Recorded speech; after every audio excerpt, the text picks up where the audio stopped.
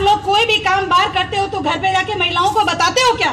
मुझे लगता है सारे आदमी एक ही बात कहते हैं, तू चूल्हा चौकी कर, तुझे हम बाहर क्या करके आते हैं कोई मतलब नहीं। मैं पूछना चाहती हूँ सरकार से, जब बाहर के हुए किसी भी कार्य में महिला का कोई रोल नहीं होता तो हमारी बहन, माँ, बेटी और उनकी पत्नी को परेशान क्यों किया जा रहा है? क्या आज हिंदुस्तान में सिर्फ एक आनंद पाल जी हैं जिन्होंने क्राइम किया? इस हिंदुस्तान के अंदर और भी मोस्ट वांटेड हैं, बहुत सारे लोग हैं जिन्होंने क्राइम किया है, उनके परिवारों को तो कोई परेशान नहीं कर रहा, सिर्फ हमारे बंधु को ही क्यों परेशान किया जा रहा है? मैं राजस्थान के सारे प्रशासनिक अधिकारियों से जो आज इस केस के अंदर इन्वॉल्व हैं, उन सारे अधिकारियों से ये निवेदन करना चाहती हूँ। आदरणीय आनंद पाल जी की वाइफ ने भी, कोई दिनेश जी एक अधिकारी हैं, उनके अंदर अपना विश्वास व्यक्त किया है। मैं इस मंच के माध्यम से या सामने बैठी जनता के माध्यम से क्या मैं ये मान लूं कि हम दिनेश जी के ऊपर विश्वास करें? अगर आनंद पाल जी को हम ये निवेदन करें कि वो आके इस समाज के अंदर, इस समाज की बात पर राजस्थान की सरकार को सरेंडर करे, तो उनके जीवन की रक्षा, उनके परिवार की रक्षा राजस्थान की सरकार करेगी। अगर ये आश्वासन राजस्थान की सरकार और हिंदुस्तान की सरकार देती है तो हम उनसे निवेदन करेंगे कि वो आके राजस्थान की सरकार को सरेंडर करे। मैं निवेदन करना चाहती हूँ राजस्थान की यशस्वी मुख्यमंत्री से कि हिंदुस्तान के अंदर एक ही मोस्ट वांटेड अपराधी नहीं हुआ है, बहुत सारे मोस्ट वांटेड अपराधी हुए हैं।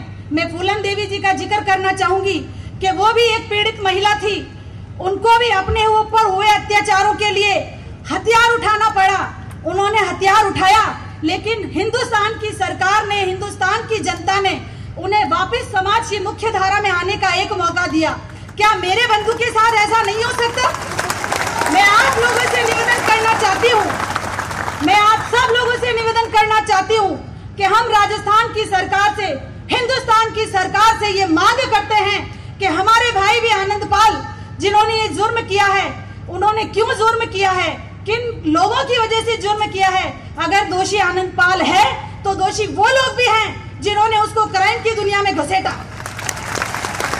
मैं निवेदन करना चाहती हूँ राजस्थान की यशस्वी मुख्यमंत्री और प्रशासन के सारे अधिकारियों से कि आप उन कारणों को खोजिए जिसकी वजह से राजस्थान के अंदर आनंद पाल जैसे एक समाज के साधारण युवक को दिशा से भटकना पड़ा और आज हिंदुस्तान का मोस्ट वांटेड उनको करार किया जा रहा है। मैं राजस्थान के मुख्यमंत्री से ये भी पूछना चाहती हूँ, आदरणीय यशस्वी मुख्यमंत्री जी से, मैं यहाँ पर बोल रही हूँ एक माँ की पीड़ा, उनसे मेरी बात हुई है, वो अपने शब्दों में आपको नहीं कह सकती क्योंकि वो एक घर में रहने वाली महिला है, उनके विचार मैं अपने मुंह से व्यक्त कर रही हूँ। आप लोगों की कौन ऐसी माँ होगी जिसका बेटा क्राइम कर रहा है, वो पल पल मर रही होगी, जो अपने बेटे के बगैर एक एक रात कैसे गुजार रही होगी? आप भी मुख्यमंत्री एक महिला है, सोचिए उस स्थिति को, आप उस पत्नी की स्थिति को सोचिए जिसका पति रोज अखबार के अंदर आ रहा है, आज उसका एनकाउंटर होने वाला है, कल वहां एनकाउंटर होने वाला, वो कैसे जी रही होगी? आप सोचिए। उस बेटी के बारे में सोचिए जो स्कूल जा रही होगी या कॉलेज में जा रही होगी, जहां लोग उसे कह रहे हैं तेरे पिताजी ने क्राइम किया है। दया करिए माननीय मुख्यमंत्री, एक महिला है आप, अगर आप ही नहीं सोचेंगी तो और कौन सोचेगा? यहाँ पे मैं सारे प्रशासनिक अधिकारियों को कहना चाहती हूँ कि आपके घर में भी कोई न कोई राह से भटका होगा, उनको एक मौका मिलता है, मेरे भाई को भी एक मौका मिलना चाहिए। मैं इस मंच के माध्यम से ये भी कहना चाहती हूँ, ये समाज आपको पता है अति पिछड़ा के अंदर शामिल है, ओबीसी के अंदर, हम भूमिहीन कृषक हैं, हमारा कोई राज दरबार नहीं था, हमारा कोई राजा नहीं था। जब हमारे पास जमीन ही नहीं है और जो है वो हमारी मेहनत से खरीदी गई है, उस आनंद पाल की जमीनों को सरकार जब्त कर रही है। क्या सरकार के पास प्रूफ है कि वो जमीन अनलीगल तरीके से करवाई गई है या अनलीगल तरीके से किसी की छीनी गई है? नहीं। मैं निवेदन करना चाहती हूँ इस मंच के माध्यम से राजस्थान की सरकार को कि मेरे भाई की जमीन जायदाद को सरकार कुर्क नहीं करे, और अगर करना भी पड़े उनकी मेहनत की कमाई की खरीदी हुई जमीन, उनके पिताजी हुकम सिंह जी जो मेरे बहुत अच्छे, मैंने भी पंचायत राज का चुनाव लड़ा था, उन्होंने भी लड़ा था। आनंद पाल ने अगर कोई गुनाह किया है तो वो ये कि वो राजस्थान की राजनीति का हिस्सा बनने का उन्होंने एक गलत कदम उठा लिया। अगर उस व्यक्ति ने राजनीति में जाने का कदम नहीं उठाया होता तो वह आज इस मंच पे बैठा होता। कहीं ना जीवन यापन कर रहा होता। सबसे बड़ा गुनाह उन्होंने ये किया, इस समाज के एक बंदे ने ये गुनाह किया। हमें राजनीति में जाने का अधिकार नहीं है। बंदो, मैंने भी उस राजनीति के अंदर जाने का उसका दंड झेला है। मुझे भी अविश्वास प्रस्ताव लाके हटाया गया था। भाई आनंद पाल के साथ भी यही हुआ है। मैं उनकी मनोस्थिति का चिंतन आराम से महसूस कर सकती हूँ। मैं आप लोगों से निवेदन करना चाहती हूँ, ये मंच में हम लोग किसी भी आनंद पाल जी ने क्राइम किया है, हम ऐसा नहीं मानते कि उन्होंने नहीं किया होगा, लेकिन हिंदुस्तान के किसी भी न्यायालय ने उन्हें अभी तक दोषी करार नहीं दिया है। मैं निवेदन करना चाहती हूँ कि जब तक हिंदुस्तान का न्यायालय किसी को दंडित नहीं कर दे, उसको दोषी नहीं ठहराया जा सकता। मैं आप लोगों से ये भी निवेदन करना चाहती हूँ कि आज कोई भी बड़ी गाड़ी, चाहे फॉर्च्यूनर कहीं रोड के किनारे खड़ी मिल जाए या मर्सिडीज कहीं खड़ी मिल जाए, तो आप देखिए इन अधिकारियों का, जैसे आनंद पाल जी फॉर्च्यूनर के मालिक हो, मर्सिडीज के मालिक हो, कहीं एक गाड़ी कोई गलती से टॉयलेट करने भी उतर गया हो, तो दूसरे दिन अखबार में ये आता है, हमारे भाई मीडिया के बंधु ये छापते हैं कि फला आनंद पाल उस गाड़ी में था, अभी अभी भाग गया। मैं ये पूछना चाहती हूँ भाइयों, मैं ये पूछना चाहती हूँ आप सब लोगों के माध्यम से, राजस्थान की सरकार से, हिंदुस्तान की सरकार से, कि अभी अभी ओलंपिक चल रहा है, हिंदुस्तान के 195 या 200 लोग ओलंपिक की ट्रॉली लेके गए हैं। क्या जरूरत थी इतने सारे लोगों को भेजने का? जब आनंद पाल भागने में इतना मास्टर है तो उसी एक को भेज देते, कितने आपके सोने लेके आ जाते। आज हिंदुस्तान सोने के लिए तरस रही है। अगर एक भाई को भेज दिया होता तो न जाने कितने सोने के मेडल राजस्थान की धरती पे माननीय यशस्वी मुख्यमंत्री के होते। मेरा आप लोगों से निवेदन है कि आपसे ताली बजाने के लिए, आपसे वाहवाही लूटने के लिए मैं ये भाषण नहीं दे रही हूँ। आज के बाद मेरे बोले हुए भाषण पे जो भी जितनी भी जवाबदारी है सिर्फ मेरी है, इस मंच की नहीं। मैं आप लोगों से ये कहना चाहती हूँ भाइयों बहनों, हालांकि मुझे मना किया गया था, लेकिन मैं आदरणीय यशस्वी मुख्यमंत्री से जस्ट अभी अभी मिलकर आई हूँ। मैंने उनको कहा है मेरे भाई की पत्नी के साथ, माँ के साथ, बेटी के साथ अत्याचार हो रहा है, वो नहीं होना चाहिए। अभी अभी बीजेपी कार्यालय में मैं मिलकर आई हूँ उनसे। उन्होंने मुझे कहा है आप आपकी सभा कीजिए, उसके बाद आप ज्ञापन दीजिए, उसके बाद सरकार क्या करती है वो देखेगी। मैं आप लोगों से निवेदन करना चाहती हूँ मेरे भाइयों कि इस समाज के साथ जो शोषण हुआ, उसको कहते हैं ना, सामने वाले को तू चोर है, एक उंगली तीन उंगली हमारी तरफ भी आ रही है। ये समाज कमजोर सिर्फ और सिर्फ अपनी वजह से है। अगर हमने इतनी ताकत जितनी आज आपने दिखाई है, लोकसभा, विधानसभा, प्रत्येक राज्य के अंदर जब चुनाव होते हैं उस समय आपने दिखाई होती, तो मजाक नहीं कि कोई भी हमारी समाज की गैदरिंग को ललकार सकता था।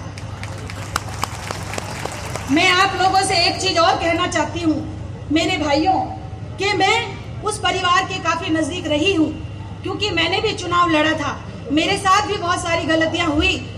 मैं हुकुम सिंह जी से पहली बार मिली थी किशनगढ़ के कार्यक्रम में, तब उन्होंने एक विनती की थी समाज के सामूहिक विवाह सम्मेलन में। ऐसे ही एक मंच था जहां पर बहुत सारे लोग इकट्ठे हुए थे।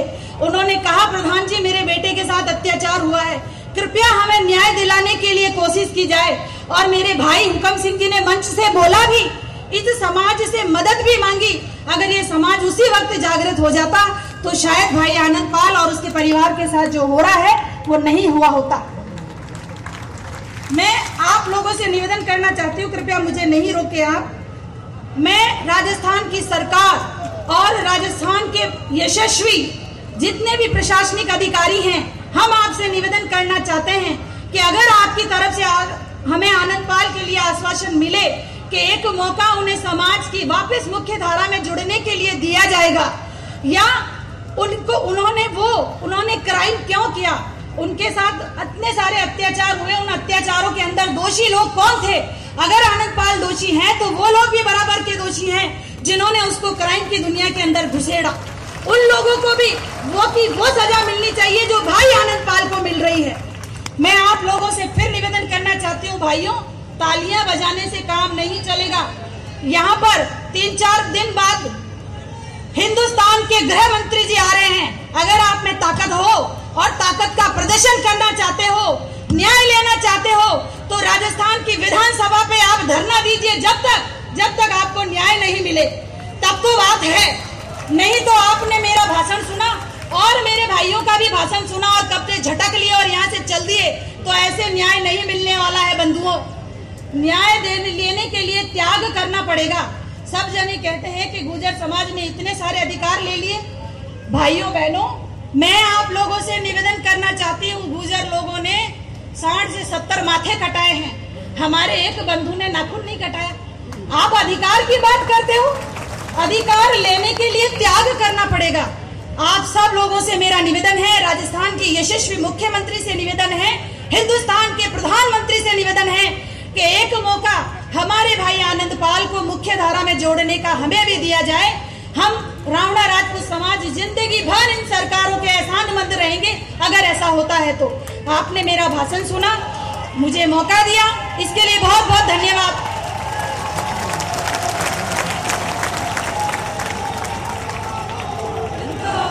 समाज के नौजवान साथियों से मेरी गुजारिश है, जो मंच के सामने की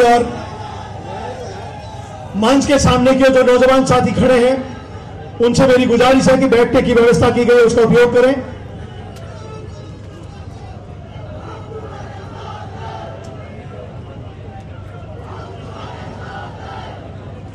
मेरी नौजवान साथियों से पुनः गुजारिश है कि जो बैठने की व्यवस्था की गई उसका उपयोग करें, जिससे आज की मीटिंग की कार्रवाई को हम विधिवत रूप से प्रारंभ कर सकें।